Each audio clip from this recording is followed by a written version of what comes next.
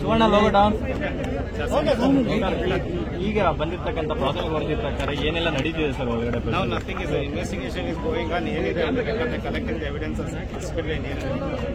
ದರ್ಶನ್ ಅವರು ಆರೋಪಿ ನಂಬರ್ 1 ಅಂತಕ್ಕಂಥ ಮಾಹಿತಿ ಏನು ಇಂಪ್ಲಿಕೇಟ್ ಮಾಡಿಲ್ಲ. ಸೊ ಇನ್ವೆಸ್ಟಿಗೇಷನ್ ನಮಗೆ ಅದು ಡಿಸ್ಕ್ಲೋಸ್ ಮಾಡಲ್ಲ. ಈವನ್ ಅದು ಕೋರ್ಟ್ ಅಲ್ಲೇ ನಮಗೆ will come to know what exactly the thing. Sir ಎಷ್ಟೊತ್ತು ಕೋರ್ಟ್ ಪ್ರೊಡ್ಯೂಸ್ ಮಹೇಶ್ ಬಾಬು ಅಲ್ಲಿ ಮಾಡ್ತೀನಿ ಅಂತ ಹೇಳಿದ್ದಾರೆ. ಬಿಫೋರ್ 5:30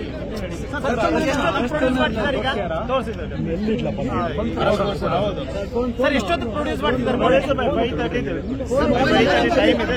ಮಾರ್ನಿಂಗ್ ಎಷ್ಟೊತ್ತಿಗೆ ಬೇಲ್ ಪಿಟಿಷನ್ ಏನಾದ್ರು ಮೂವ್ ಮಾಡ್ತಿದ್ದೀರಾ ನೀವು?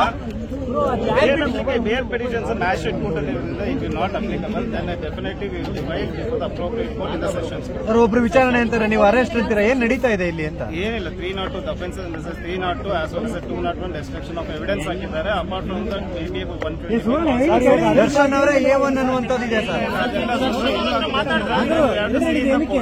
ಅದಲ್ಲ ಅರೆಸ್ಟ್ ಆಗಿದ್ದಾರೆ ಇಲ್ವಾ?